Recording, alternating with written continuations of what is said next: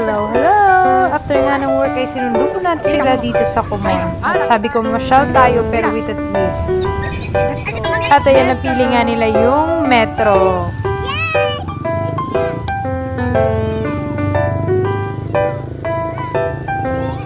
Careful!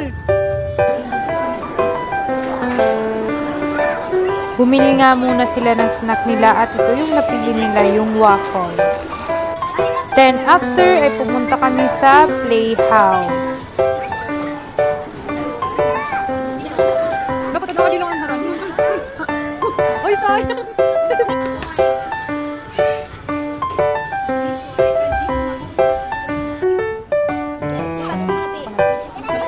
At ay pumasok na nga sila sa playhouse at nakita nga ni Nia itong malalaking Korumi at Melody. Sabi niya, Mami, picture muna ako.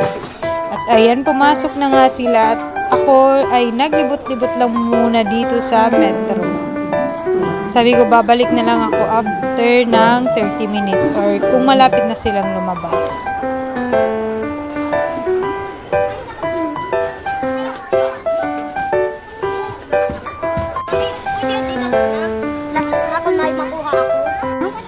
At ayan, tapos na nga sila. Tumingi ulit si Kuya Zeb ng 10 pesos para maglaro nito. Sis, di rin ako. Ayaw, ini makutin. Pero wala siyang nakuha. Hindi mo man din. Sisan.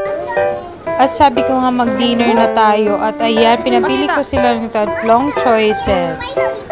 Sa McDo, Jollibee, or Ernest. Pero yung napili nila ay yung McDo. Bago nga kami pumunta ng McDo, ay nag-stroll muna kami kasi sabi ko napakaaga pa naman para mag-dinner. And finally, nandito na kami sa McDo. Napakagaling naman mag-video ni Kuya Seb. Napakalikot.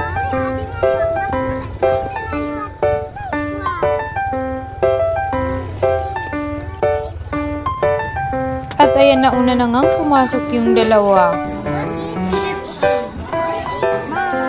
And finally, eto na yung order namin. Chicken na naman.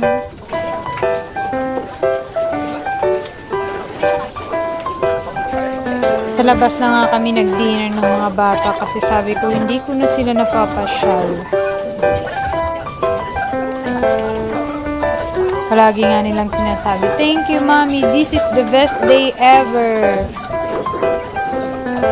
Kasi itong dalawang to, kahit bilhan mo lang ng maliit na bagay or pagkain, snack, or kahit mag-stroll lang, sasabihin na sa'yo na, thank you, Mommy. I love you. Kahit makukulit to, napaka-sweet naman sa amin. Yun lang. Salamat sa panonood.